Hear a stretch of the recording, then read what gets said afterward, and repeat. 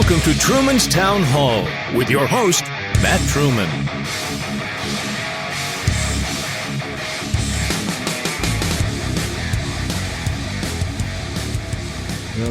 Hello. This is Matt Truman. Thank you for downloading this episode. Thank you for sharing with a friend. So today on Truman's Town Hall, I have an interesting podcast. I'm going to allow a video to play. It's about an hour and 40 minutes long. I know it seems long, but you're going to enjoy it, I think, if you listen to this podcast. So a little introduction. There's a dude out of Alaska named Schaeffer Cox. Maybe you've heard of him. Maybe you haven't. In 2009, at the Montana Conservative meeting in Hamilton, Montana, Schaeffer Cox did a talk, and that's what we're going to be playing today. But the reason he can't be on this podcast, or any podcast really, is because he's sitting in a federal penitentiary in Terre Haute, Indiana, for conspiracy to commit murder. Now, that's all I'm going to give you. I want you to go look at freeschaeffercox.com. I want you to go look at all those different interesting sites to check out this dude. And what I'm about to play for you, his talk at the Montana Conservative meeting, is probably why he's sitting in prison now. Be careful who you talk to, ladies and gentlemen. But without further ado, this is today's podcast. Hope you enjoy it. It's a good one.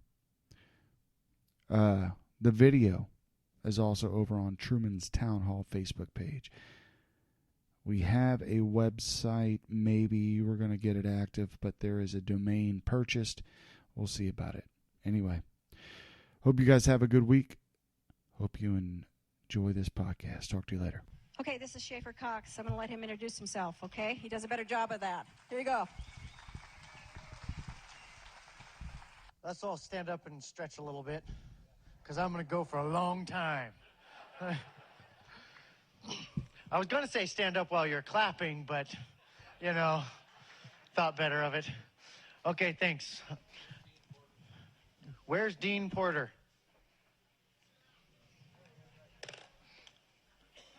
Oh, no. Let me see if I can open this. TSA might have messed it up, I told him I wouldn't unlock this the last time I went through security. And they said, why not? And I thought, oh, shoot, my Constitution's in there. So I had to open it up to show him why not. Anyway, we're going to hell in a freight train, but it's okay to laugh about it a little bit here and there. And I want to talk about that for a second. Be real frank about that. I know why you guys are here. Okay? I know why you're here. And you know what? I've been traveling all over the country, and Alaska's my favorite place. A lot of people there show up, but we're all here for the same reason. It's because we know in our gut that something is horribly wrong. You don't have to be told. Nobody told you that something was wrong. You know, because you have a heart and a spirit and a mind that's perceptive to those things. And you got a sense, and you know when something bad is going on. And I don't know about you, but well, I think I do know about you, but I'm going to tell you how I feel anyway. The way that I feel when I look around at this current debacle that we have and that's been building for years and years is I feel like there's just this huge power out there that's just incomprehensible, even to think about influencing it, let alone stopping it. And all I want is just to be free and to respect other people and have them respect me and to be protected by the law and do what I want, and have freedom. That's all I want. And I don't know how to argue that from all the nitty-gritty statutes and everything like that. And I don't understand all the ins and outs of this giant monster that's coming our way and bulldozing over our freedom. But I feel in my gut a resentment. And I think that you identify with this, that you shouldn't have to understand all that stuff. You shouldn't have to understand all that stuff. And that our rights are rights. And we shouldn't have to buy our rights with hassle. We shouldn't have to combat this giant monster with all this specialized knowledge and all this money and win and get our rights. You hear about these guys that fought the IRS or fought the ATF or anything like this, and they're like, yeah, I beat them. It took me 30 years and $17,000. And you're like, that sounds like a prison sentence. 30 years and $17,000. Who's the real winner here? They got you. They just got you the other way. You might have won, but you were dead right. That just makes me sick. And it makes a lot of people sick. And we know that our nation, we feel that it's getting wobbly and it's worrying us. We see this looming power. We see these videos like we saw today that they can just lock you up for any reason without a phone call or nothing. You just disappear. And so we show up here. Why? Because we don't know what else to do.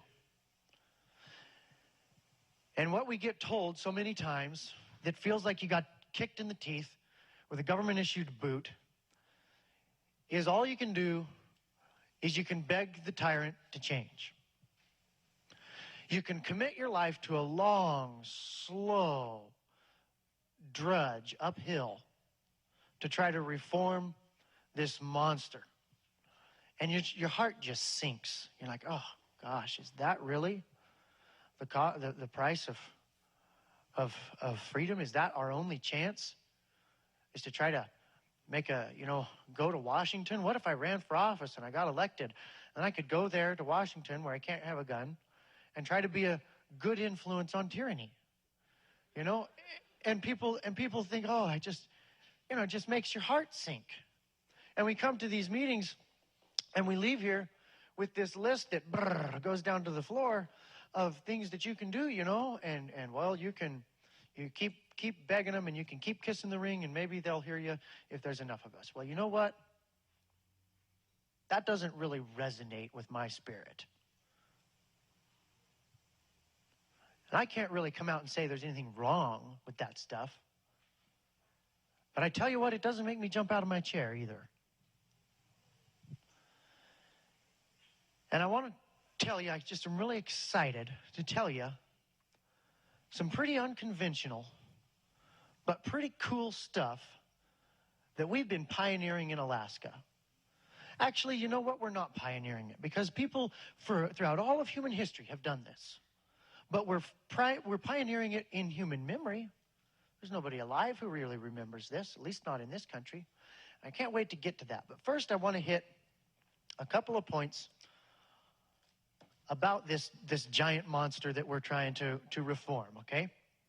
I want to explain how it works and how they got us. So I'm young, I got good eyes. I can read my notes down there. All right.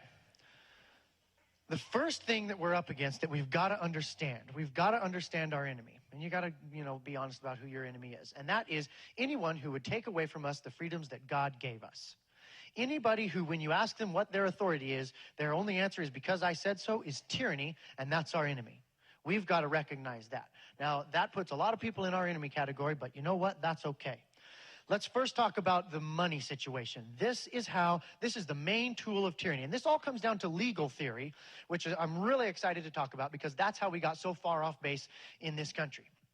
All right? So that's what really allowed the monetary debacle to be here. But we got to understand the monetary debacle because it's the main tool. It really is the teeth of the beast. Here's how it works. All right? The Federal Reserve, which is not federal or reserve, it's just a cooperative of private banks that are named after their best customer. Okay? They are allowed to print up money out of thin air, just print up trillions of dollars out of thin air and loan that to the government, to the federal government, with interest. That's a pretty good gig for them. You know, they print up dollars, thin air, loan it to them at interest. We pay the interest. That's what our income tax is for, which was passed at the same time, 1913. On Christmas Eve, there's question even whether there was a proper quorum. But it was really shifty, and they kind of duped Woodrow Wilson into it because he was dupable. And they got it passed. Now, here's why that's so bad. You know, you might say, well, what's wrong with them printing up money out of nowhere? Well, here's how it works, okay? Dollars respond to the law of supply and demand, just like everything else does. When the number of dollars in existence goes up, the value of each one of those dollars goes down.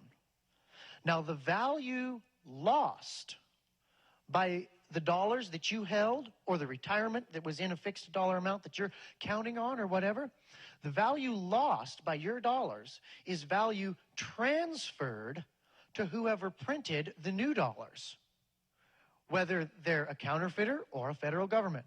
That's why the Constitution says that no state shall make anything but gold and silver coin a tender in payment of debts. That is brilliant. You know why? Because you can't churn out gold and silver coins on a printing press. We would be better off even if they just actually printed them. They don't even actually print them now. They just email them. They just hold down that zero key until they got enough money, and then they just send it off. And enough value has to be robbed from our dollars that we worked hard for to make that email worth something, that they send to authorize people to spend those make-believe dollars into the economy. Now, what those dollars do is they go out into the economy, you know, and they bid up prices. So when people talk about the national debt and they're talking about this is something that our children are going to pay, that's not really quite accurate. You know, our children and our grandchildren aren't necessarily going to pay that. What that's going to do, they're going to rack up print up a bunch more money. It's going to destroy the value of the dollar. It's going to take more dollars to do the same amount of work. Like I said, you know, that law of supply and demand. And prices are going to rise accordingly. And so when a Big Mac is $35, you're paying the national debt. Does that make sense? It's pretty sneaky. If they tried to raise taxes to match their spending, they'd have had a revolution a long time ago. But this is a way that they can tax us without us seeing it. Because the way it works is if they send you a bill, if you've got $100,000 in the bank, and they send you a bill for $30,000, you know, 30%. Ooh, ouch. You've got to write them a check. But here's what they can do. They can, instead of sending you a bill, which you'd be hot and bothered about, they just print up the money and they reduce, you know, they get that money, and by them expanding the money supply, everybody's bank account, the purchasing power, not the number of dollars in there, but the purchasing power of those dollars is reduced by 30%. So whether you wrote them a check for $30,000 or you had everything that's out on the market go up by 30%, they still robbed you of the ability to redeem your labor for a valuable good or service that you want. That's how they can tax you without you seeing it. Now, not only does this system weaken the individual in order to strengthen the federal government, but then here's where it gets really bad. They take that money and they turn around and they offer it back to the state or the local governments with strings attached. They say, the feds, with this stolen money from you, they say, we will give you this money if you will do this to the people in your state. And they say, okay, we'll do it. Now here's the principle. You work for whoever signs the checks. Now what this does is this is like a wrestling move where you change from being a republic to being an empire. In a republic, the people are at the top of the food chain, and the commands roll downhill from the people on down to the government, you know, and God gave every human being the right to life, liberty, and property, and a corresponding obligation to defend those rights as an individual and through the establishing of governments to do the same. So it's only reasonable that as a government gets further and further removed from those people, their power subsequently diminishes. That's how it works. That's the logical chain of command in a free society that's operating under the sound reasoning and rule of law. But you get that money flow reversed, where the Federal Reserve can take it right away from you, give it right to the feds. Boom, we're not a republic anymore. We're an empire, where the chain of command follows the flow of money. And all of a sudden, the most far away, the most distant, the most inaccessible to us of the governments is now on top, rather than us. And so what it basically is, to boil it down into real simple terms, is the government is robbing you and giving the state and local government a cut to cooperate. And they have figured out, and they do this in other countries too, watch it. They do it to us and they do it to other countries. They don't roll in here and try to boss you around and tell you how you're going to run your life. No. They buy your friends and make your friends do it. They buy our state. They bribe our state away from us and make our state do it. They give our sheriff's department a bunch of federal funding. And then when we go to the sheriff and we say, hey, sheriff, we elected you. You are very close to the source of authority, which is us. We want you to protect us from anybody who's going to trample on our rights, no matter what they call themselves, no matter how they're organized. We want you to do that, all right? And he says, ooh, I don't know. Those people you want me to protect you from make up a pretty considerable portion of our budget.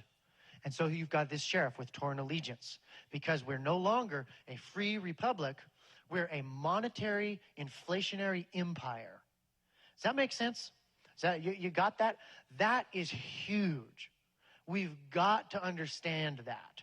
They've gone to great lengths to hide that from us. Now, I could go into, in fact, I will, because I want to be fair to the other side, even though I think it's totally bogus and you're going to hate it after I tell you. John Maynard Keynes, who was the socialist guru of the 50s, who was a big advocate for this inflationary system, what he said is, yes, I know that when you rob this money from people and then spend it back into the economy, yeah, it hurts them. But you know what? Overall, in general, it's good for us, because the end justifies the means. And here's why. Because we take that money from them, and then the government spends it into the economy. And what that does is that creates a frenzy of activity, and more people pile on. And what that does then is it gets everybody all jizzed up and making money and working hard, and the end result is better. The end result is the average person is better off than if we hadn't robbed it from them and give the top another spin. That's the Keynesian model of economics. That is almost, get this, that is almost exclusively what they teach you in business school. And guess who funds business school? Guess who funds the educational, system? Is those fiat dollars. Of course, they're not going to, bash their method of funding. Now, just real briefly, what that actually does is it doesn't create investment. When the government robs from you and spends it into the economy, it creates malinvestment, because it is investment that has sprouted up around a artificial influx of government dollars rather than a natural demand in the market. And so people build their life and their business around this influx of government freshly stolen loot. And that stolen loot is fickle, and it goes from place to place. But when they inject it into the economy, it creates a bubble, a stock bubble, a housing bubble, a tech bubble. All these bubbles that we've had, you can trace their funding to injected dollars. Now, why is this good for politicians? Because they can inject it where their friends are. They can inject it to where they need votes. They can inject it to where they need donors for their campaign. This is why the politicians like this system. So you get a bubble, and then they get caught between a rock and a hard place, and you get foreign holders of dollars getting mad because they're making their dollars that they're holding worth less. And so they pull the dollar hose out of there, and the bubble starts to go down. That's a recession. You know what they taught me in high school, in the high school textbook? I was homeschooled, but they taught in the high school textbook, depressions are causeless anomalies, end quote. That's what they taught us. That's FDR, okay? This is the monetary system, okay? I've spent enough time on it. That's all on that. The next thing that we got to understand about how our system works is that, you know what, our senators and our congressmen in Washington, they're not nearly as powerful as you might think. One thing that I've learned from dealing with government and talking to these guys and trying to get down to the nitty-gritty of why can we not be free, why can we not do this, is they are afraid of the agencies. They're afraid of the IRS, the ATF, the DEC, all these other alphabet soup agencies, because what you do is you get this kind of a separate animal from government, you know. In our government, we're supposed to have the judicial that, you know, reviews and applies, you know, the executive that implements it, and the legislative that writes it. And what you do is you get an agency or a bureau. What the heck's a bureau? You know, we had ATF come to one of our meetings like this. We had 1,000 people, and we asked them, what's a bureau? They didn't know. I said, well, do you know what an agency is? No, they didn't know that either. Well, we got the Internal Revenue Service. What's a service? They didn't know that either. You know, we got the Transportation Security Administration. What's an administration? What are these things? Certainly you know what you are. They didn't know. We called the agencies and the services. They didn't know either. I don't know. I've worked here for 30 years. I never thought that question. It's like they were like Dilbert, you know. They worked there all this life in this cubicle, and they don't know why or what they do. You know, they didn't even know what those words meant. But I think there's something big under there with who they're accountable to. And I think we got to dig that up. And I've been trying, but it's buried deep. I haven't found it yet. When it is, I'll send you an email. When I find out what a bureau is, I'll send you an email. Anyway, these bureaus and all these things, these animals, we don't know what they are, these unidentified species of government, they consolidate all three functions of government into one. They create regulations that have the force of law. They have their own enforcers that come out and kick your door in to make sure you're doing it. That's a legislative function to make the rules. It's an executive function to kick in your door. And then when you get dragged out of there with zip ties on your hand, you go before them. And you have a judicial function, and they review it themselves with an administrative hearing. That is the consolidation of all three of those powers. It's a loophole, it's a way to get around the checks and balances, and it's so entrenched, and it is so powerful in this government that we've got, that our congressmen and our senators are scared of it. And you know what it's doing to them? It's making their role of writing legislation almost purely ceremonial. They're kind of just a dog and pony show. And we've got to realize that there's this other creature of government that wasn't intended by the founders that's coming right into our life, you know. We've got to reckon with this. This is some hard, bad stuff, you know. Here she's like, oh, you'll be so happy when you hear this guy, Mona says, you know. And here I am talking about all this horrible stuff, you know. I see your face is dropping, you know. Kicked in the teeth, you know, he says a minute ago, and then he does it. So the other thing that you can do is you can appeal to this government based on the rule of law, okay? You can call them on the carpet. You can go before a court. You can make your case based on logic. You can make your case based on the Constitution and have it all ironed out and all perfect. And you're appealing to them on the merits of law, and they won't hear you. Here's the way it'll go. We just got out of Continental Congress. The main reason that we were there is because we're being denied redress of grievances. What'll happen is you'll have a really sound, bulletproof, constitutionally based case, and you'll start fighting this case, and you'll start getting up through the tiers, you know, up there, and you'll get up to the Ninth Circuit Court. You guys are in the Ninth Circuit Court. It's horrible, I know, because Alaska's in the Ninth Circuit Court of Appeals too. You'll get up there to that Ninth Circuit Court with your case, and you want to go all the way to the Supreme Court and have this settled. And they'll say, we're not going to hear your case. Well, why not? And they say, well, because you don't have standing. Oh. Well, why don't I have standing? Because we're not going to hear your case. And that's what they say. That's not an oversimplification. That's what they say. Next, please. And that's it.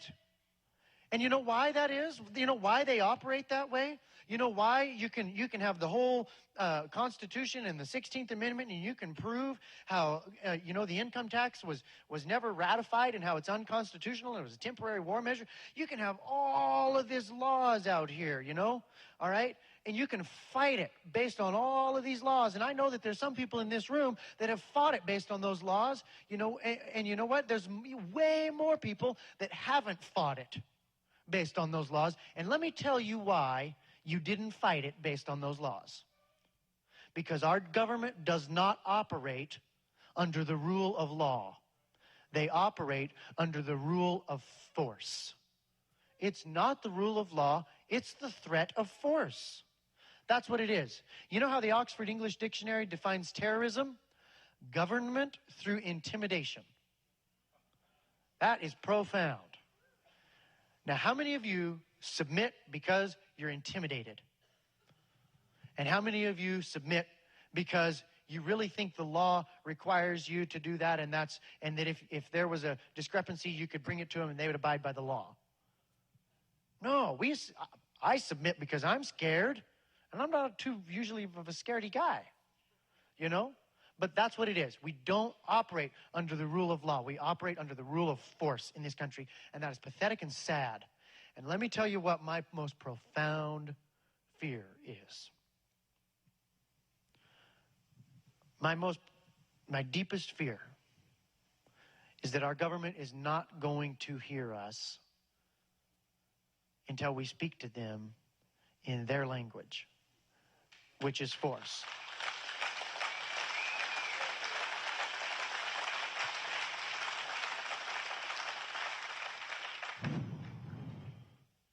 Now, that doesn't necessarily mean violence. And don't get me wrong, I'm not against violence. I am not against violence, okay? I'm not against spilling blood for freedom. I will kill for liberty. Everybody asks, would you die for liberty? That's not really the right question to ask.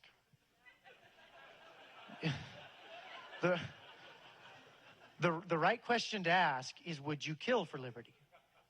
Because if you would kill for liberty, it assumes that you would die for liberty. All right? Now, about this speaking to them in their language, force doesn't necessarily have to be violence. It can be just pushing them into submission to the law through nonviolent means. It can be hassling them into such a rock and a hard spot that they just got to do something. But we might not even have to do that, given what I'm going to, keep talking about here. Now, the other thing, I keep saying second thing, like 20 second things. I couldn't count the other night, They were like, and the third thing, and the fifth, and everybody correcting me on the counting is like, you're missing the point. I didn't come here to count. I came here to give a big idea. It can be packaged up in any numbers you want. And so anyway, forgive me on that. Here's an idea that, you feel a little bit like you're going out on a limb to say this, or at least I do anyway. But you know what? I really believe it's true. And while I feel like I'm the first one to run out onto the, field of battle with, storm hell with a water pistol to say this, I think that you'll know that it's true in your heart. I don't think that we can beat them at the polls. Now, that might sound very defeatist, but let me tell you why. Because you can't overcome votes that are bought and paid for with money that was stolen from you. And they know that. And they know that all they have to do is steal enough money from a broad enough base and give it to just a big enough base to secure their reelection. They've figured it out. They've refined it over the years. And you know what they do? They just keep sending us back into that fruitless eddy of vote them out. If you're mad, vote them out, And then they go behind their closed doors, they snicker, and they go, they'll never be able to overcome all the people that are dependent on the money we rob and give to them. And as long as we keep them just focusing on this one single recourse of if you don't like it, vote them out, they'll go in circles for forever and we can keep this gig going for years. That's what they say. In fact, I've been there for some of those, And it's just, and then you're like, hey, guys, this isn't right. And they're like, look, buddy, you're out of the club, That's the way it goes. So that's why you feel this way. That sinking feeling in your gut that you felt, you've all felt that, right? I've felt that. The sinking feeling in your gut is the expected feeling when somebody says, go do this thing. And you've never put, that's impossible, this impossible task. It's like, oh, there's a freight train coming. Let's all dive in front of it. Maybe we can stop it. That's kind of, it's like, oh, I know it's not going to work. But what else do we have? And so it's like, throw your life into changing this freight train of government. Maybe you'll stop it. Your heart sinks at that. Because at a deep, deep level, you know what I just said. Even if you never put it into words, even if you never heard a speaker lay it out into words, you knew it was there. You sensed it, you smelt it, you knew what it was. So that's where we are. Now, that leaves us in kind of a bad situation. Let me get some water here. That leaves us in kind of a difficult situation. But you know what? What's a hero without a difficult situation? I'm going to talk about heroes for a second here. Hope that was mine. All right. It is now. All right. I want to tell you a story. Because I look out here and I see a lot of really great people. I've gone and talked to a lot of different places. Whenever I talk to Montana, I really feel welcome. There is a real kindred spirit. There are pioneers in Alaska, and there are pioneers in Montana. And I really feel like I'm in good company. I didn't say this to Chicago, okay? When I was talking to them, I was like, well, guys, it's a long road, but you can do it if you work hard. You can do it. That's what I said to them. But I really feel like I'm in good company here in Montana. Second only to, my own kinsmen and countrymen in Alaska. So when I see that pioneering spirit, that's what America needs. And I want to talk to you a few times about when I was young and, discovered some pioneering spirit, okay? I was in Alaska, and there's all kinds of adventures to do there. It's huge, We live in the Tanana Valley. The Tanana Valley is the size of Texas. And it's just, there's 30,000 people just right in the center, and that's it. And so there's just all this wilderness and all this opportunity. Now, the feds, I'll tattle on them a little bit because I never pass up an opportunity to bash government. They came to Alaska, and they just, in total disregard of Article 1, Section 8, where it says no, they can have forts, docks, arsenals, shipyards, and other needful buildings, and exercise like authority over the such as shall be necessary. That's it. No land, no federal land. They just totally ignored that rule of force again, instead of rule of law, which is the Constitution. I had this in my pocket. If any of you wondered why he keeps tapping his pocket, it's because that's where my Constitution is. So they took just billions of acres of Alaska, and they turned it into Federal Bureau of Land Management land. And people who'd lived there their whole lives and had homesteads there that was their fathers before them and their fathers before them, the feds showed up, and they're like, you can't have this anymore here because we own it now. And they're, oh, wait a tick. And they're like, nope, no waiting a tick. Get out. That's what the feds said. And they said, well, the law says, we don't care what the law says. We got a black helicopter and guys with guns. That's just how they operate. How do you argue with that? So what they did is, instead of fighting people off their land, what they'd do is they just wait until these old sourdoughs, miners, homesteaders, whatever, just living off the land out there, minding their own business, been there for generations. They wait till they come to town to get, flour and bullets, and BLM would burn their cabin, burn their homestead. There's a lot of animosity in Alaska towards the feds, and rightfully so, because that is just wrong. So, with that being the case, people hide their cabins, They put brush on them and stuff. They make them look like a beaver house, so that the feds won't find them. And this story starts with just one such squatter cabin. That's what they're called, squatter cabins. Well, when I got to Alaska, I was into hunting and fishing and trapping, and I wanted to go out to the Yukon Flats where there was good trapping. I'd heard it was real good out there. Hadn't been anybody out there for a long time. I wanted to go see what that was. I was 17 years old, rip-roaring for an adventure. I'd kind of already left home. I left home when I was about 16 and worked commercial fishing and, went climbing mountains, climbed to McKinley and all sorts of adventures and just everything that the frontier had to offer an ambitious young guy. And I wanted to go out there, and I wanted to be in this cabin. So I got a friend of mine to fly me out there. Secret cabin, nobody knows where it is. And he goes, well, how long do you want to stay out here? I said, well, 2 weeks. I got 3 or 4 weeks worth of food. Come on back in 2 weeks. If the trapping's good, I might stay a little longer. So he flew me out there, and he dropped me off, and, the weather was kind of coming in, and we had to come through the mountains, and lots of people die flying in Alaska. There's all these cabins out there, and, people live in them and stuff, and, I've heard of these, crotchety old geezers that live out in this cabin all their life, and never come into town and stuff. That's pretty common, but it's kind of new for me, And so he dropped me off out there, and he flew away, and I remember watching that Super Cub take off and shake the skis and the blast of the prop wash and the snowy ice crystals. It's 50 below. It's really cold. I got dropped off there right about Christmas, and he flew off, and I watched him circle around and head back towards those mountains. As the clouds were coming down, and I just watched until the sound of that airplane went away, and it was just me there left in the deafening silence, all by myself. Total isolation. It was 200 miles to the nearest road, and then there was another 180 miles to the pipeline where there would be a pump station with people. And so I set about that, and I was, getting set up in the cabin and trapping and stuff. I didn't see another person for 6 months. The guy didn't come back for 6 months. Now, I told this story last night, and I forgot to tell people why he didn't come back. So I'll just get to that right now, then get back to the story. He went back to town, and he went to Hawaii. And he told his buddy, hey, go check on this kid out in this cabin. And the guy tried to come out and check on me and got turned around by weather. Then the guy tried to come and check on me again, got turned around by weather, same thing.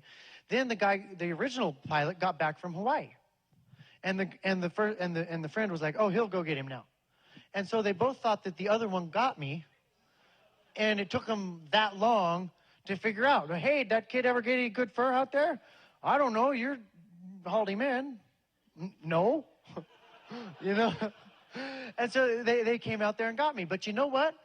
That pressure and that dark, it's 50 below, it's dark all the time. You just got an hour and a half of daylight. There was I saw Alaska Airlines fly over once a day at 30,000 feet. They never saw me, for 6 months. And you go through a process out there. You go through a process. And you know what I've seen? I've seen myself go through that process politically. And I think that I'm seeing people all over the country go through the process. You get out there and you're just defeated. You wanted to get out there so bad from town. Then you get out there and it just sucks. You're just stranded out there. You can't, there's no escaping. You start to go nuts. You hate your situation out there. Here you figure that the plane must have crashed and burned, and they thought both of us were in it, or he crashed, they found it, but nobody knows where the squatter cabin is because it's a secret.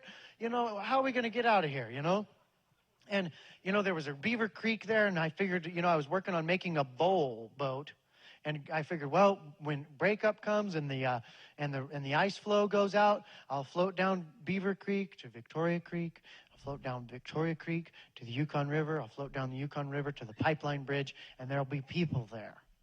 And I can get in a pipeline service truck and get a ride back to Fairbanks, So this is like 600, 700 river miles because they, go like this, and in a card, in a bowl, is my plan. That's my hope. You want to talk about hope and change. There's some hope and change for you.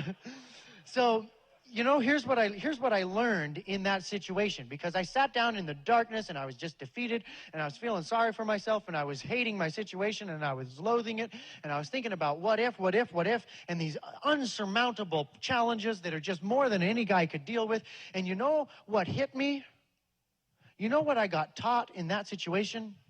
Is that you're never where you want to be until you want to be where you are. And you know what? That was a dark, hard, challenging situation. And right now, with where our country's at and the way it's toppling and falling, our government is, we're in a dark, hard situation. But we're never going to be where we want to be until we want to be where we are. And we've got to just go ahead and gulp and accept the fate and the mission that has been plopped in our lap just by us being here at this time in history. And so long as we fight that, the longer it'll be until we can rise up and seize the day and be what history is longing for us to be.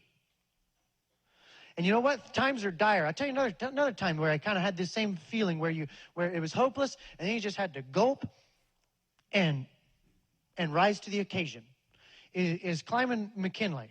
You know, I've led 3 separate expeditions to the top of McKinley. There's, a lot of people die on McKinley. There's bodies all along the trail. There's no way to get them off of there. And first one was with a 62-year-old guy from Michigan who was just a great guy. He'd not done much climbing, but he was Ironman triathlete and just a really great companion and friend. And that was great. It was a wonderful trip. Then the second time was with my dad just before I got married. And then the third time was with my wife and my best friend a few years ago. And I'd like to one day when my son's old enough, or maybe a few sons are old enough, to take them up there, because it's an experience that I want to go through with them, that firing experience. It's hard. And there's a special bond from people who've come together and overcome in a situation like that. And I see that bond being forged by all these people in this room, because we've got a mountain.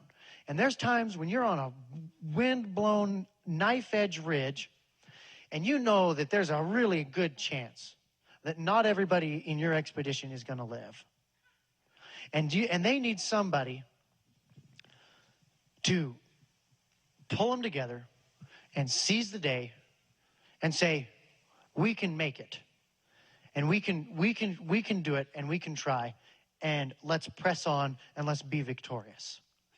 And you can just gripe and be defeated and characterized by the horrible situation that's around you, or you can be what that horrible situation calls for. That's in our nature as human beings. And that's what we need to do. It's like when you're sailing out, another time when I felt this feeling is when, I'm out sailing on my sailboat. And I remember I got way far out from shore. There's about a 3-day jaunt where there's, rocky cliffs and there's no place to hide. And you got to go down there for 3 days and hope for good weather. And you can't predict the weather 3 days out. So you just wait till it's good and hope it holds. And we were cruising down there. Actually, it wasn't we. It was just me that time. My wife wasn't with me. She was back in town. I was out sea cucumber diving. And I'm going down this rocky shore, and I'm about, 25 miles offshore. And this horrible, horrible storm comes in. And it came from off the land, which is the worst kinds, because then they're really cold. They come out of Canada. And it comes pouring over the mountains, and I'm out here on this boat by myself, and I'm having to make it to shelter. And I see just the blackness on the horizon. And I'm listening on the VHF radio, seas 25 feet. Shoot, my boat's only 35 feet, small craft advisory, and then the wind gets really tight and those waves get stuck really close together. That's when they're dangerous. It's not, you can have a 60, 70-foot sea, no problem. If they're rollies that are nice and far apart, and you just go down one and up the next, no problem. But when you get a 25-foot sea that is 25 seconds apart, and they're stacked in there close, boom, boom. They start pounding your boat. They start coming over. They start filling it. You know, if your pumps can't keep up, you sink. And they usually don't find you. And you can't swim very well. And the water's like just warm enough to be moving in Alaska. And here you see this storm out there. And so this is a different kind of situation where you're in a position of relative comfort. But you see this hell on the horizon. And you know that you've got a challenge. You've already been up for a day and a half. And you know you're going to have to be up for another day and a half to pilot this boat in. And if it gets worse, it might drag on further. And you're going to have to go with no sleep. You're not going to be able to leave the tiller to eat or drink much. You might be able to lash it down just for a minute, enough to go get some water and a cracker or something. And this is going to, you don't have anybody to trade off with. You don't know if you're going to get exhausted. You don't know if you're going to get washed off of the boat. And it's catch-22. If you tie yourself to the boat and it flips over, sailboats, if they're battened down correctly, they will right themselves. But when you got all those sails, it can take 6-7 minutes for those sails to move through the water while that keel pulls the sailboat over. Then once that sail gets in the air, it comes back up. And you can right a sailboat that way. So if you tie yourself, well, then are you going to drown while you're underneath there? Or are you going to not tie yourself on there and maybe get washed off your sailboat and have it go and you stay? And so you're thinking about all these things, and lots of dangers. And you got to reckon with this. If you haven't reckoned with what might be yet to come, you'll be crippled by what's at hand. And you know what? We've got some dark clouds on the horizon. And we need to honest up and talk about those and what we're going to do. Otherwise, we're going to be useless at what's at hand. If you haven't gulped it down and say, yeah, I might die in that storm, and now I'm going to get ready for it. If you just sit there and you just stare at them, not wanting to let your mind go through the process that would say that you might die, you're going to be useless. And I wrote a poem. I usually don't read my poems to people, but since it's Montana, I'll do this. I wrote this poem before I sailed into that storm. And we've been in a lot of storms, but this one just sort of hit me in a special spot. Maybe it's because my wife wasn't with me. There's been good, there's been sad times I've had, but death will have no sting. As I offer my soul to an angry sea, my lips will softly sing. For the time has begun for my toil to be done. My hands now work with ease. For I'm made anew, and I'll wait for you on the shore beneath the seas. Once you've accepted that you're done, you can begin. And that's what we need to do here tonight. That's what we have to do. That's what our children need from us. That's what our country needs. And let's not confuse our government with our country. They're different. And you know what? There's people all across this country that are rising to the occasion, that are meeting the challenge. And there's going to be a bright page on history. Now I want to talk about how we've done that in Fairbanks. So it's not just an idea. All right? How many of you know who Sun Tzu is? I don't either. I just know his name. But he wrote some really good stuff about war. Sun Tzu wrote The Art of War. You know what the 13th rule of war is? Get your enemy to do useless things. They're using that one on us. All right? And we need to recognize it. How many of you can guess what the first rule of war is? Declare war. Seems elementary, but it's really true. If you haven't identified who your enemy is, you will never defeat them. And we need to identify who our enemy is.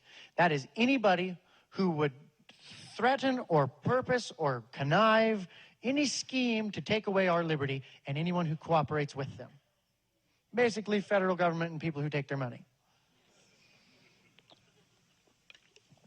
And, the international super states and whatever like that.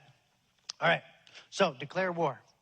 Now let me tell you, once there was a cultural shift in tide in Fairbanks to accept this challenge, here's how we did it. First, we knew that we needed to do things that weren't contingent upon government cooperation for their success. Amen? That would be silly to think that if you've declared an enemy that you are only going to defeat him once you get their permission to defeat them. You'll be waiting a long time. You'll be sending a lot of letters to your congressman before you get one back that says, all right, guys, now's the time. Beat us. All right? Here's what happened. Here's how it all started. I do a lot of TV and radio in Fairbanks, talking about economics mainly and legal theory and stuff like that. And somebody called me after a radio show, and they said, what are we going to do about all these gun laws, man? They're just coming down like a hailstorm. I said, well, I don't know. Let's get together at Denny's and talk about it. 150 people showed up. There were so many people that the fire marshal showed up and was trying to kick us out. And I said, okay, well, hold on, hold your questions, And he wound up staying for the whole meeting and getting right on board and forgot to kick us out. So here's what we wrote up in Denny's. That first meeting, 150 people. The next meeting, 750 people. The next one is about 1,600. Next one, 5,000. Just blah, blah, blah, blah, blah, blah. Went up. Now we got to rent the Carlson Sports Arena, big football stadium, to hold these meetings in. We had Rick Jor come up and speak for us at one of them. We wrote this declaration, all right? This isn't a petition. A petition is asking somebody to do something for you. And you know what? I'm kind of sick of asking other people to do stuff for me. I'm going to tell some people what I'm going to do. You know, the first thing they teach you when you go to counseling is the only person you can change is yourself. And we've kind of got we circulated this thing, and in about 3 months, we got about 15,000 signatures in Alaska. I mean, it just went everywhere. I had to get a bigger mailbox because people were sending these to my mailbox all the time. Let me read you this. Now, if you think that this is true, when I'm reading down through here and you're like, that's true, why don't you just stand up and say, yep, that's true. Let it be known that we, the people of Alaska, Montana, stand in recognition of the true principle that whenever a government abandons the purpose for which we have created it and even becomes hostile towards that which it was once a defender of, it is no longer a fit steward of the political power that is inherent in the people and lent to this government with strict conditions. These conditions are clearly defined in the United States Constitution and understood by the common man. Furthermore, to the extent that our government violates these conditions, they nullify their own authority, at which point it is our right and duty to entrust this power to new stewards who will not depart from the laws that we have given them. This being the case, let it be known that should our government seek to further tax, restrict, register firearms, or otherwise impose on the right that shall not be infringed, thus impairing our ability to exercise the God-given right to self-defense, which precedes all human legislation and is superior to it, that the duty of us good and faithful people will not be to obey them, but to alter or abolish them and institute new governments, laying its foundation on such principles and organizing its powers in such form as to us shall seem most likely to affect our safety and happiness. You know why you sign this? You know why you stand tonight? It's not to tell the government that. It's to tell all the other people who felt like they were alone that they're not alone. And that the human heart that wants to be free and that wants to be respected by everyone and to respect others is uniform and consistent, and that we're not going to back down on this, that we're not going to deny what's in our heart for anybody. And so you sign this, and you make it public, and you put it in the paper like Mona said. And you know what that does? You know, this is a pretty hardcore group right here. But you know the people who maybe hadn't thought about it, maybe the people that were on the fence didn't know if they thought that their liberty was worth defending? Well, then they had to think about it. This forced them to look at the clouds. It forced them to put pen to paper and put it where other people can see it. And somebody who's taken a position and made a stand publicly and been bold once before will be far more likely to be bold once again when it is really required of them. So I'm not going to tell you guys what to do down here in your neck of the woods, but I think you ought to sign this. I think you ought to make it public, and I think you ought to send this out as a word of encouragement to every other patriot in Montana. And this is plenty to do it right now. You can sit down. So we did this. This was then a big group of people that were rallied around a principle. And that's the best kind of group, is a group of people that are rallied around a principle. Let me talk about political parties just for a half a second. A political party used to be a group of people who were working together because they were united under commonly shared values and principles. But anymore, what it's become is a strategic alliance for power with no ideological prerequisite whatsoever. And that's really too bad. And we got to kind of recognize that. Now, that doesn't mean that, the idea of some folks working together is bad, but we got to recognize that political parties can wind up being that. So, the Declaration. This started to change the cultural tide in Alaska, because it's really not a battle against the feds, against tyranny, as much as it is a battle for the hearts and minds of your community. And we can be characterized by what we hate in tyranny, but that's just going to get us wrapped around the axle. We're going to come to these meetings. We're going to leave angry. We're going to leave defeated. We're going to feel worn out. It takes a tremendous amount of energy to focus on something negative, and it hurts everybody around you. We need to not do that. We need to be characterized by what we love, not characterized by what we hate. Yeah, I hate tyranny, but you know what? I really love liberty. I love the idea of respecting other people and letting them do whatever they want and letting me do whatever I want and helping each other out like good neighbors. And if somebody's encroaching on you and hurting you, well, I'm going to come to your aid. Because when somebody is making an assault on my neighbor, that's an assault on the principle that's protecting my liberty. And so I'm going to come to the aid of my neighbor, and I'm going to help him defend himself. Because we have a common interest in defending our liberty, because if that gets out of hand, we're both screwed. So, with that principle, a few months after this declaration really started going and people started rallying around these ideas, and we had a philosophical kind of a sway, we started realizing that, government makes a lot of promises. They promise to protect us. I don't think they can do it. They make a lot of promises they haven't kept. It's easy to make a list of the promises they've broken. I bet you I couldn't get a promise that they've kept out of this group here. Or at least not botched up beyond recognition. So here's what we did, a way for people to hang together. You're going to love this, all right? This is really cool.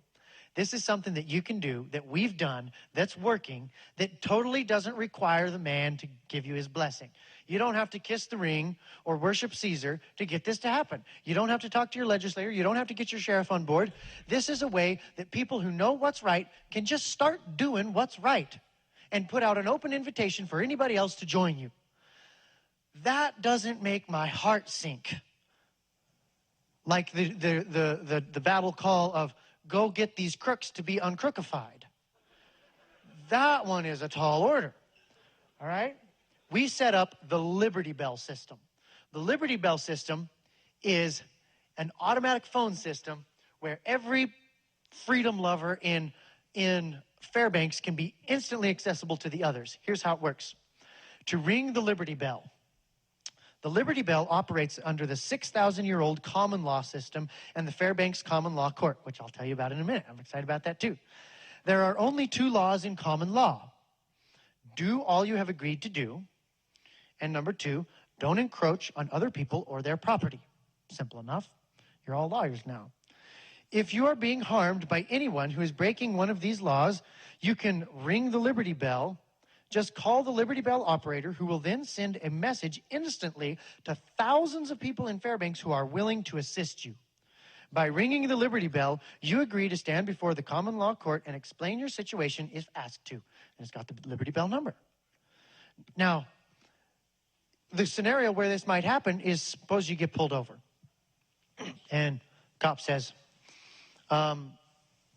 step out of the vehicle. I'm going to search your vehicle. And you say, no, you have a Fourth Amendment restriction that you can't search my vehicle unless you do it the proper way. Get on the ground or I'm going to tase you. I'm going to search your vehicle. Okay. You call the Liberty Bell. And all of a sudden, 500, 600, 700 people show up with their cell phone cameras to watch whatever's going on. You know how this works? Those troopers, they get wicked polite in a real fast hurry. When people are watching, they hop right in line. Yes, sir, no, sir, won't break your constitutional rights, sir, okay. You just have a seat in your car. I'm going to see if I can get a warrant to search your vehicle. Meanwhile, everybody's just watching, And, well, they couldn't get a warrant. Have a nice day, And this is a way for us to keep our government accountable. They work for us. We need to pay attention. It's only right. It's only right. Now, we got a little bit of flack from the cops. I'll tell you about that in a little bit. On the flip side of this card, it says, when you receive a Liberty Bell call, number 1, go directly to the given location. Number 2, don't aggravate the situation. Number 3, record everything. Number 4, don't draw conclusions from partial information. And number 5, weigh everything against the Constitution and the 2 laws of common law. Under common law, there's 2 laws. Do all you've agreed to do, and don't encroach on other people or their property. The first one, do all you've agreed to do, that's the basis of all contract law. And don't encroach on other people or their property, that's the basis of all criminal law. And we have to understand that the Constitution is contract law. It is between a people and an entity that they created to help them defend their rights. It's contract law. And you got to understand what a breach of contract means. Heavy stuff, but it's real basic, huh? Try to explain this to the DA. He came to our last meeting. It was a meeting like this. We had the DA front and center heckling. It was beautiful. All right. To be added as a Liberty Bell responder, you must understand and agree with the spirit of the Liberty Bell system. Fair enough. Be willing to respond to a call. Yeah, that's a given. And email your cell phone number and name of service provider to libertybell911@gmail.com. And then it has for more information, call this number.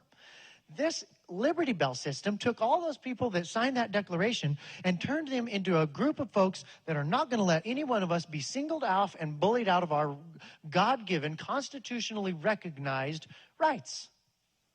That's something that we just did. We didn't ask anybody's permission. We just did it under our natural right. John Locke, who's a swell chap, says that the rights of law and self-defense belong to men and not as members of society. That's true. And we can create a contract and subcontract out that right to a government to help us defend our rights. The Declaration of Independence says that to secure these rights, governments are instituted among men. It didn't say to do what the electorate says, governments are instituted among men. It didn't say to manage everything real good, governments are instituted among men. To protect these rights, governments are instituted among men. We hold these truths to be self-evident, that all men are created equal, endowed by their Creator with certain unalienable rights, that among these are life, liberty, and the pursuit of happiness, that to secure these rights, governments are instituted among men, deriving their just powers from the consent of the governed. They can exercise a power that is not just without our consent. That brings us back to the rule of force instead of the rule of law. So we got the Liberty Bell system. We got the Declaration that's changing the cultural tide. We got the Liberty Bell system that is getting people standing together, unified on principles. And we've got the next thing that was in there is the common law court. Okay, I'm trying to run through this real fast because I know we're about to run out of time here. The common law court, this is the biggie, okay? We didn't create a grand jury to wring the nose of government. We didn't create a grand jury to indict some politicians and pick a fight with the government. You know, we're going to make a grand jury and stick it to the man, you know. The man gets mad when you do that. Here's what we did. We said, our government is a joke. They're so broke, nobody will loan them money. They're so far in the hole, they'll never get out. They've got so many balls in the air trying to juggle that it's all going to come crashing down. They've got 1 foot in the grave and 1 foot on a banana peel. And they can't keep this up. And it would be the height of ignorance and arrogance to think that the fate of our republic would be any different than all of the other republics in all of human history that got to this totalitarian point where you have human beings trying to play God. They can't quite pull it off, and they collapse in on themselves. That's where we are, folks. We don't need to gun down the beast. The only entity that is strong enough to destroy this beast of tyranny that's been lording it over us for so long is that beast of tyranny. And they are doing a plenty good job without our help. So you know what? I got a different perspective when I see these bailouts. Great. Keep at it. Let's have one every Friday. You know? I'm not into ripping Band-Aids off slow. Let's just get this done with. Carry on, my wayward son. There'll be peace when you are done. You know, get on with it. And what we're doing is instead of trying to salvage and save and reform this thing that we just know in our guts is beyond repair, we're just getting ready to rebuild. Oh, the relief. You don't have to unpickle the pickle. You can get a new cucumber. And that's what we're doing. It's baked in the cake.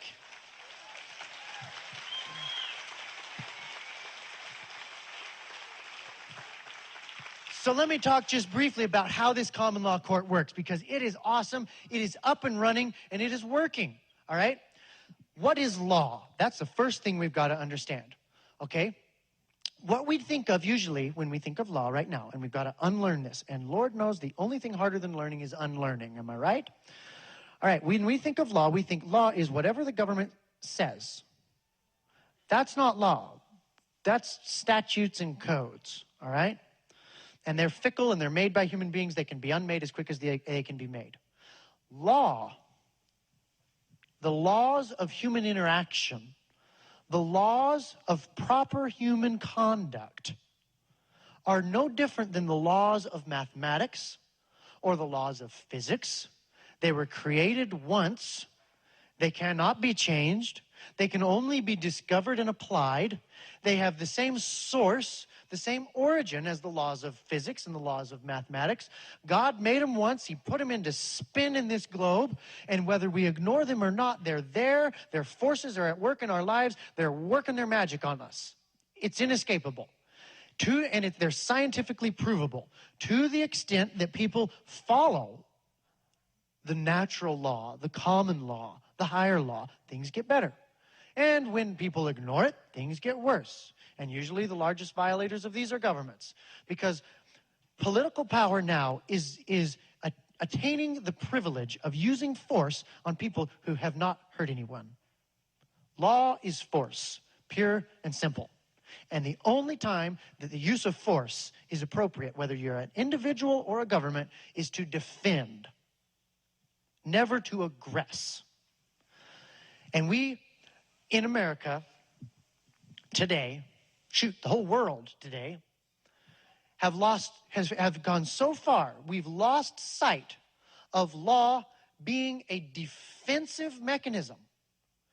And all we see is law as a way to hurt others, a way to exert coercion and force over others. And so rather than trying to restore law, which defends all, we find ourselves scrambling to be the one in control of the arbitrary political power.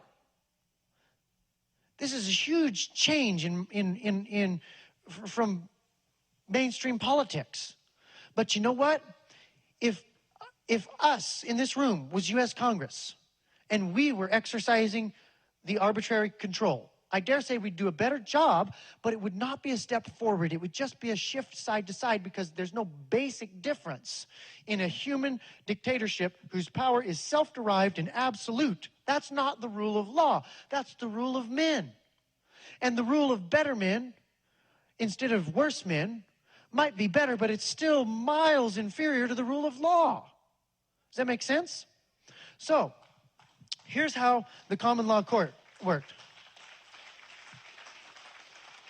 Let me talk about how judicial furniture, all right? The furniture in a courtroom tells you how they think. I'm serious. Just a second here.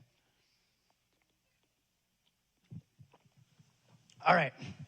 You go into a political law court, a statutory court, where there's codes and statutes and stuff. You go in there. Over here in this corner, there's this giant chair. It's like a lifeguard chair. And the judge is up in this chair, and there's all this immaculate oak, looked like, how many Davis-Bacon man-hours went into that chair? I don't know, but a lot, okay? And then the ceiling tiles radiate out from the judge like he's the center of the universe, and the floor tiles radiating out from the judge. It's just magnificent. You almost hear the hallelujah chorus when you look at this chair. And then down here, you've got a desk with a drawer, 2 drawers. That's how much stuff you got to shovel through when you're before this judge. 2 drawers of stuff and a plug-in for your laptop. You got a desk for the plaintiff and a desk for the defendant in front of the judge high up in their chair. And then over here, kind of pigeonholed, satellite to the whole accessory, the whole ball of wax, you got this jury box. And they're just down on ground level, and they're probably sitting in uncomfortable folding chairs like you're in right now. And they're sitting there. And when the judge comes in, everyone says, "All rise." This deification of humanity of this judge. When did we start doing that? What makes us think that that's a good thing? There was a hearing one time. I was testifying before the Alaska legislature about the jury nullification. I'll keep this real short. We're talking about it, and the attorney general said, we can't leave that discretion up to the jury because they're just human. They'll make mistakes. We need to leave that up to the judge. He tipped his hand, didn't he? He believes that the judge is divine. And you know what? That's nothing to joke about because there's a new religion in this country, and we've got to recognize it if we're going to win this war. The God of this religion is government. And the legislators have become priests. And the Capitol buildings are temples. And the ritual that they perform is legislation. And there's a whole slew of people out there that subscribe to this religion called statism. And they really, truly believe, sincerely in their heart, that if the priests can apply the right combination of rituals in those temples, that any problem that that is before us can be solved by this God. They can make you healthy, wealthy, and wise. They can raise your kids, make your kids turn out good. They can make sure that you don't get sick. They can make sure that you are prosperous. They can change the weather. Think about it. Think about it. It's funny, but it's sad. We are asking government to stand in God's place. And that is the highest form of idolatry. Back to the furniture in a courtroom. All right, so that's how the political law court is set up. Here's how we set up the common law court. There's a jury box high up here. There's not a judge. And you have a pedestal for the plaintiff and a pedestal for the defendant. These beautiful marble pedestals that somebody donated to us. And inscribed on those 2 pedestals are the 2 laws. Do all that you have agreed to do, and don't encroach on other people or their property. If you forget what the laws are, you don't got to look it up. It's right there. All the laws there are is right there. And all of common law is derived from those 2 laws. It's refinement of the application of those two laws. So then over here, you have a desk. You got the jury right there, plaintiff and the defendant right there. You got a desk right here where the jurist sits. You know what a jurist is? A jurist is a legal philosopher who is known for their knowledge on matters of law. That's Black's Law Dictionary of what a jurist is. Frederick Bastiat was a jurist. John Locke was a French jurist. There was some good stuff came out of France a long time ago. And so the jurist sits here, and the job of the jurist is to be an informational resource to the plaintiff, to the defendant, and to the jury when asked or whenever it's necessary. And then over here on this other side, you've got a recorder, a secretary that types everything down. That's how the common law court works. And it operates at roughly $180 an hour, depending on what the price of silver is. Because we pay the jurors 1 ounce of silver an hour, we pay the jurist 2 ounces of silver an hour, and we pay the recorder 1 ounce of silver an hour. And here's how it works. You go before the you go before the jury if somebody's got a dispute with somebody else. And we didn't ask for any sort of government blessing on this. This has been the natural state of man. And if you look throughout all of history, everybody from the Papaunas in New Guinea to the German War Guild to the Roman merchants after the fall of the Roman Empire to the Irish common law to the Old English common law in the 12th century to the Old West to the Founding Fathers, it's all common law. That's why they call it common, is because it has been the natural way that people organize themselves throughout all of human history. It's just as natural as a man and a woman falling in love and building a life together. You don't have to be taught to do that. It just happens, you know? It just makes sense and everybody does it all over the whole country and all over the whole world. Common law is the same way. People have a natural propensity for organizing themselves in this fashion that I just described. We didn't make it up. We sort of did make it up, and then we found out that everybody else had made it up too, just the exact same way.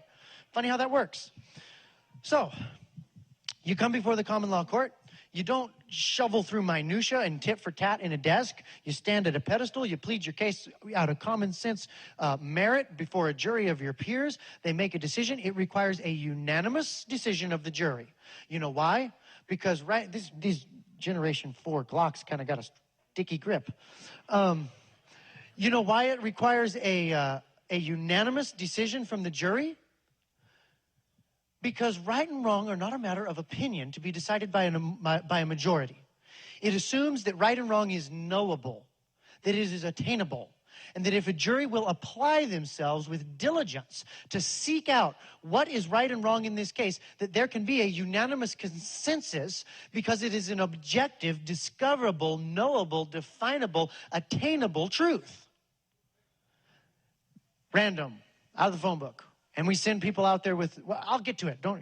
It's coming around. Okay. So that's how the jury functions. It requires a unanimous vote for guilty or not guilty. Now, here's the way common law works. It is all based on restitution and setting things right. There's not this concept that if you did wrong by somebody, now you've got a debt to society. I don't even think society was there when it happened, you know? So you got this debt to society. So the lady that, broke into her house, robbed her stuff, broke it all up, these punk kids that did it or whatever. They say, in a political law court, they'd say, now you got a debt to society. So you're going to go to juvenile jail. You're going to get to marinate with some real gems in there for the duration of your sentence. You'll come out a better man. Sure. It's like a criminal convention, in there in jail. All they got to do is sit around and talk about how to do more bad stuff. So they put him in jail.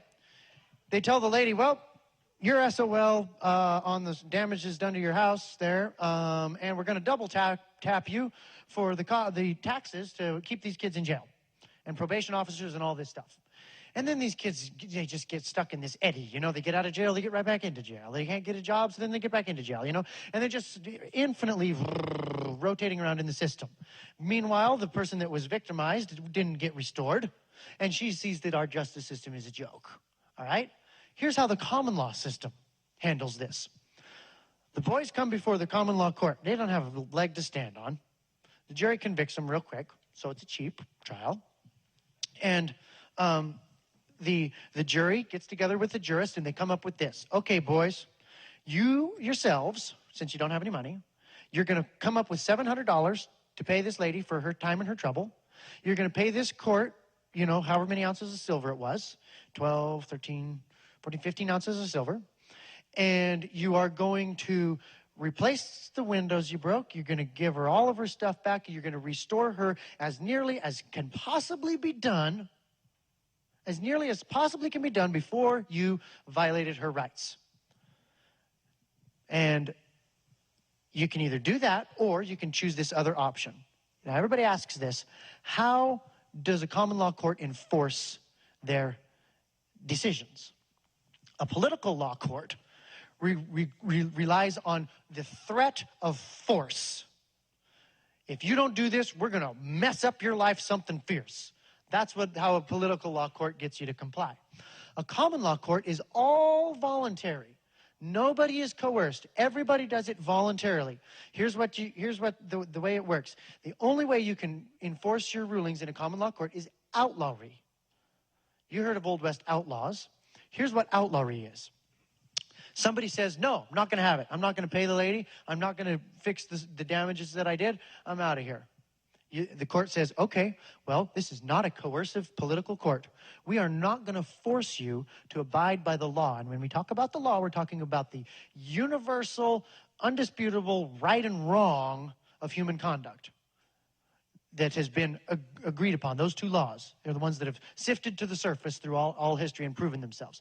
If you're gonna not abide by that, if you're not going to abide by what the court has to say about you doing right by other people, then you're going to forfeit your legal status. You're going to declare yourself, by your choice, to be outside the law, outlaw. And if you're outside the requirements of the law, you're also going to be outside the protection of the law. So if somebody does something bad to you, you have no more legal protection or legal standing than a wild animal. And if somebody wants to capture you and make you their servant, they've got just as much right to do that to you as they would to a wild boar or a wild goat or whatever kind of wild thing you'd capture. And so you print up posters of these people that have chosen to be outlaws. You distribute it all over so nobody will do business with them because you know that they're not folks that respect people's rights.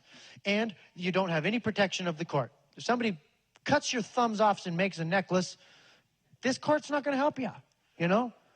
And that's outlawry. And you know what? Nobody chooses outlawry. We've even got the situation in Fairbanks where you've got the political law court, statutory court, overlapping with the common law court, where people could say, well, I'm going to thumb my nose at your common law court, and I'm going to rely on the political court to protect me. They don't even do that because they want to have good social standing. And you also tell them, well, you know, when it hits the fan, and we've all talked about it hitting the fan, this protection will go away for you, and it'll be open season on you, and there's no coming back and regaining your legal standing. So you'd better, if you're going to function in a civil society, you'd better get on the ball and do it right now. And they say, okay. Now this process, this common law process, as opposed to the political law process, is redemptive all around. The woman whose house got broke into, she's redeemed. It's all put back. It's back how it used to be. Nobody bore the burden except the one who made the offense. So it didn't victimize all the taxpayers in the process. And most importantly, the ones who committed the crime, the one who violated the rights of others, redeems themselves by making restitution and walks out of that court and walks away from having made that restitution with a new opportunity. It's redemptive. It's restoration. People know in their heart that this is good. And this is what's guaranteed to us. Now, for those of you who are thinking, well, he lost me at the court, all right? It is guaranteed to us in the 7th Amendment. This was great. The DA came to our last meeting, and he's like, well, the Constitution doesn't allow for common law. And I was like, well, law school doesn't allow for the Constitution, apparently, because the 7th Amendment says, in suits at common law, where the value in controversy shall exceed $20, the right of trial by jury shall be preserved, and no fact tried by jury shall be otherwise reexamined in any court of the United States other than according to the rules of common law. This is a constitutional right for a common law proceedings that is just as important for us to protect as our Second Amendment right. Actually, we don't have any constitutional rights. We only have two. The only two constitutional rights we have. You like that? Good, you can clap.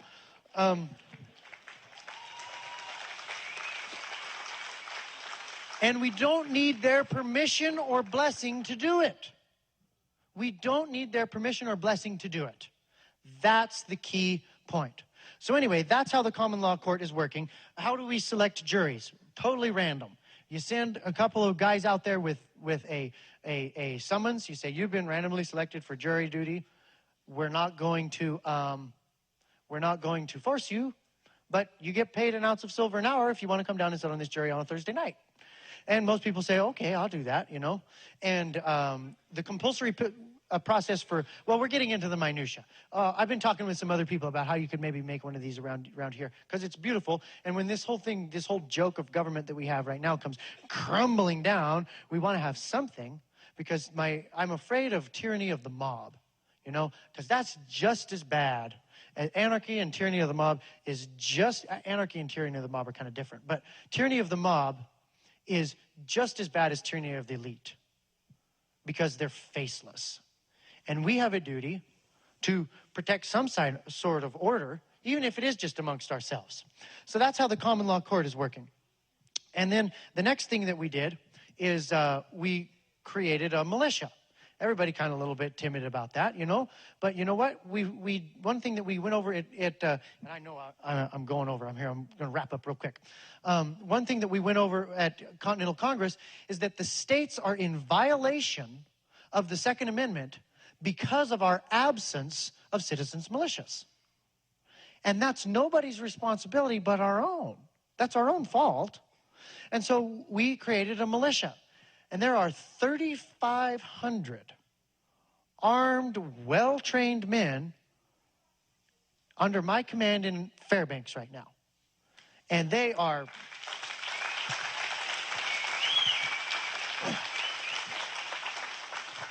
They are rip-roaring, ready to go. They're able to speak to the government in their language, which we hope won't have to happen. But you know what the militia is? The militia is anybody with a gun and a conscience. It's anybody who values their freedom and the freedom of their neighbor. It's somebody who's got that sense of duty to their fellow countrymen. It's beautiful and it's right and it's good. And we ought not to hide from it. We ought not to let the media, scare us out of that. You know, all the founding fathers said that was the only place that was safe for military force. Because every man who's in the militia is restrained by his own conscience. You know, it's a little harder to do that in a conscripted army where when you say march, they go or they throw you in the brig. In the militia, if I give an order, if I say go do this, it's only followed congruent upon their conscience. It's not a command control structure. It's a command suggest. It's a command information. It's here's what's happening. Here's what we're going to do. Here's why this compels our conscience to do this. If your conscience compels you, follow this order. You know? That's what that is. If your conscience compels you to do what's right here and to defend your neighbor or whatever, then do that. You know? It's like having 3,500 checks and balances on the commander, which you don't necessarily have in the current military structure. Definitely not on blue helmets, but let's not even go there. All right, so that's the militia. Now here's what we've got in Alaska. What we did, instead of trying to create a third party, we made a second government. How do you like that?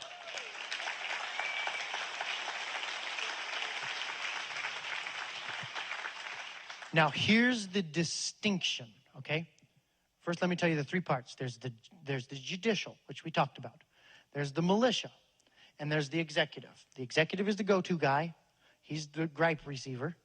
The judicial, protects the rights of all and helps defend people's rights. And the militia is force, to stop people that would destroy that. That's all the Israelites had. They had the Levites as their courts. They had Moses as their executive, and every man carried a sword, And I would pitch this idea to you that maybe, just maybe, anything beyond those three is just a tool of tyranny. That's all you really need to protect the rights of free people. We don't really need any more than that. And I'm afraid that anything beyond that might just be a means for a few to dominate the many, which is what we're all sick of. That's why we're here in this warehouse talking about how to stop that. Now, let me give you a couple words of caution about this, creating this system, because other folks have done it before. It cannot be created in order to attack or antagonize the existing government. Let them crap in their own nest and bring themselves down under their own power. We're not here to do that to them, all right?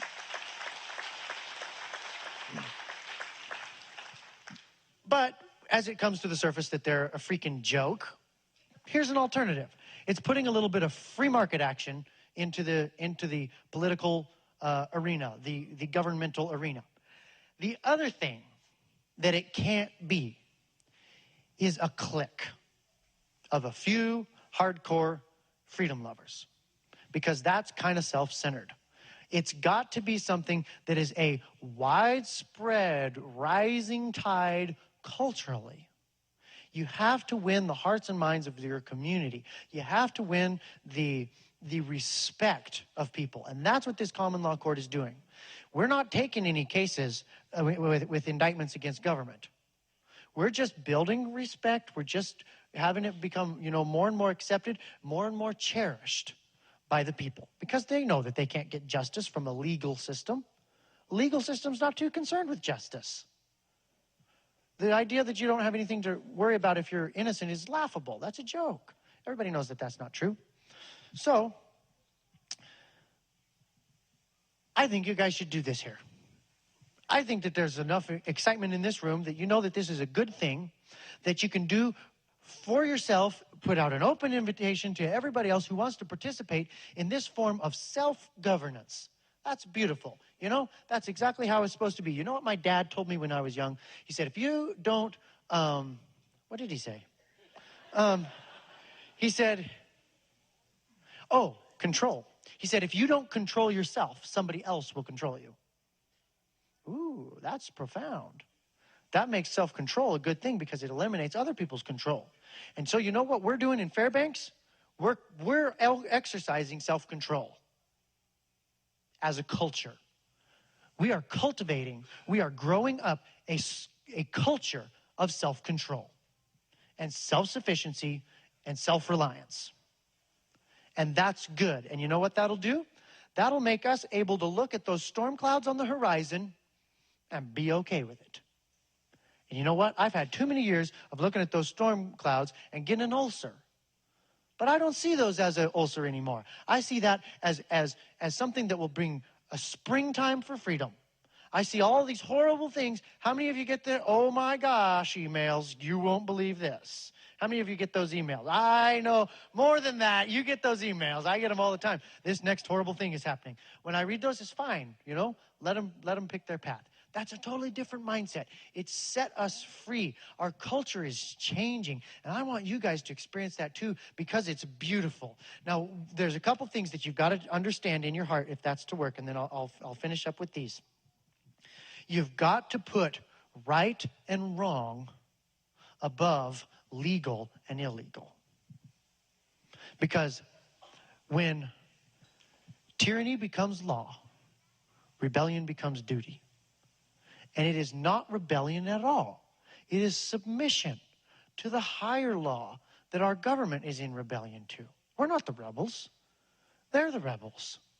And when you stand alone and you do what's right, you might get some flack from the folks that are doing wrong. But you know what? We have to have a cause greater than self-preservation. We have to. And if we don't put some skin in the game, and if we don't reckon with those dark challenges like I talked about earlier, we'll be a dark page on history. But I don't think we're going to be a dark page on history. I think we're going to be a bright page on history. And let me talk just super brief about some baby boomer values. Pick on baby boomers. Present company excluded, because if this was you, you wouldn't be here.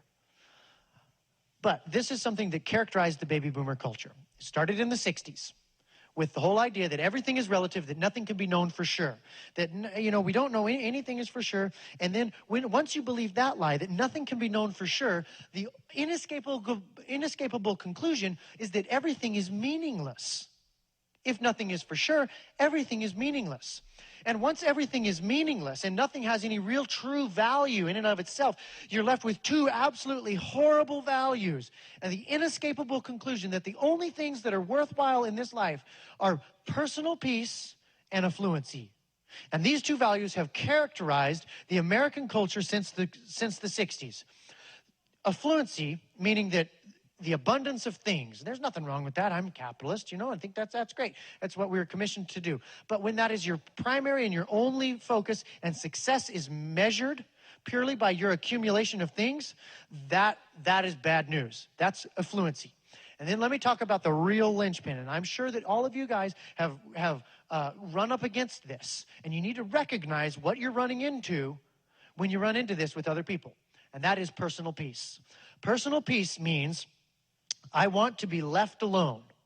I do not want to be disturbed for any reason by anyone, regardless of what that means for my children or my children's children. Here's when you will see that despicable value rear its head.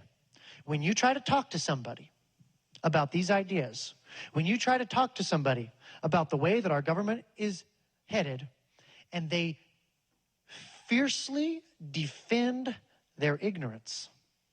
Have you had that happen? They fiercely defend their ignorance. What they are doing is they are protecting their personal peace. I do not want to be disturbed by anyone for any reason. It's time for those values to go away. And if everybody in this room makes a decision in their heart to drop those values and to have a cause greater than self-preservation and to have something that they can believe in and to leave something that their children can be proud of. That might be scary, but what's even more scary is the thought of laying on my deathbed and handing my sword to my son, a sword that never saw blood, and saying, son, you go do what I never was able to even look at. And it's way worse now, son. That is horrifying to me. You know what else is horrifying to me? The thought of standing before my Creator, my God, and looking Hashem in the eyes and saying, I bowed the knee to Caesar. I kissed the ring to get by. And I turned my back on right and wrong that you put into spin. And I bowed the knee. That is horrifying. That makes the 3 o'clock knock and ATF and IRS and all those guys a little less scary. It puts them in perspective. We need to have those be our values. And so I would leave you with this: a mission and a calling to do these 5 things. Actually, I'm not even going to tell you the 5 things. Well, I will. But it's not the mission and the calling. If you like them, do them. If you don't, that's fine. I don't like being bossed around. I won't boss you around. Sign the Declaration, set up a Liberty Bell system, start a militia, get a common law court going, and discover your leaders. Who's going to be the leaders? Who's going to be the leaders here? You got to discover them. There's a challenge to be met, and there's going to be folks. I think there's going to be folks in this room that rise up to be heroes and seize the day. You need to identify those people in your midst. You need to support them. You need to look after them. And you need to cultivate that, because that is what we need. That is what freedom needs. Now, here's the mission that I'll leave you with. We don't need to gun down the beast. Liberty always wins because tyranny self-destructs. What we need to do, and here's the mission, and I want you guys all to strongly consider this being your mission, is that we need to guard the seeds of liberty. We need to guard the precious gems of freedom that are recognized in our founding documents. We need to take those seeds of liberty and we need to protect those through this fiery shakeout of the natural consequences of the irresponsible actions of our run-amok government.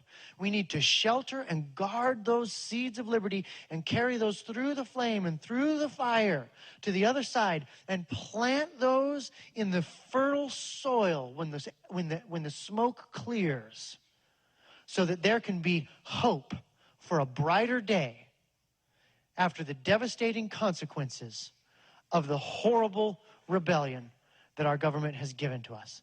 Let's be characterized by what we love and work towards that, and let what we hate run its own natural course.